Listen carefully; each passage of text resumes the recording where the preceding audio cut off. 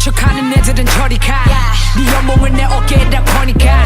I'm way too fly to be one of y'all. 내 위치에서 너 숨도 못 쉬어. 내가 왜 굳이. So, for this module, I took on an extra project in which I directed a music video, something I'm still in the process of editing, and it led to this picture for my portfolio.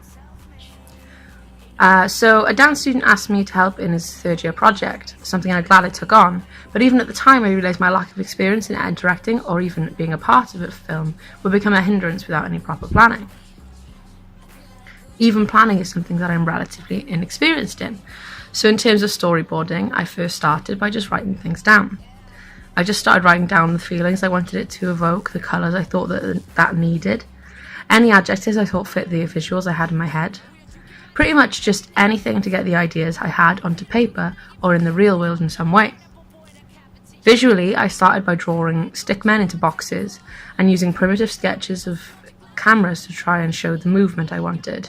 But even though I drew it, I knew there was no way I could be able to effectively explain what was happening to anyone else. Whilst this was a huge help, it became more of a springboard for my ideas for the project.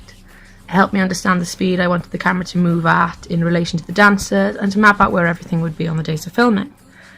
So for this module there was a specific focus on photography, and as my head was in that space anyway, I used it to my advantage and drew these.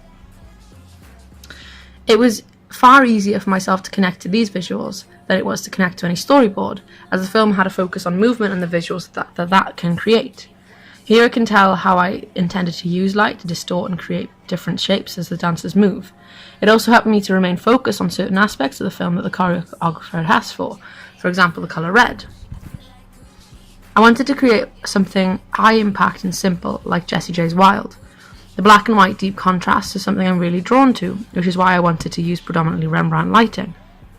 So as lighting was quite important, setup wise I used two LED lights, one with the red gel and one without. This helped to create a contrast with the black background. There wasn't a definite place that I had them.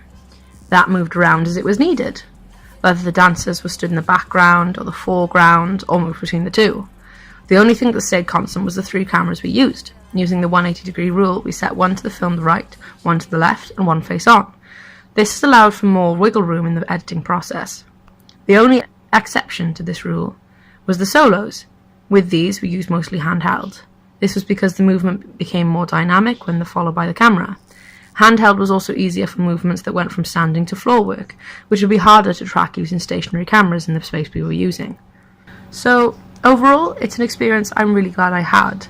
Where there are slip-ups, like losing footage or having shakier than expected pans, it has certainly sent me on a learning curve, and hopefully the end product is something I can be proud of.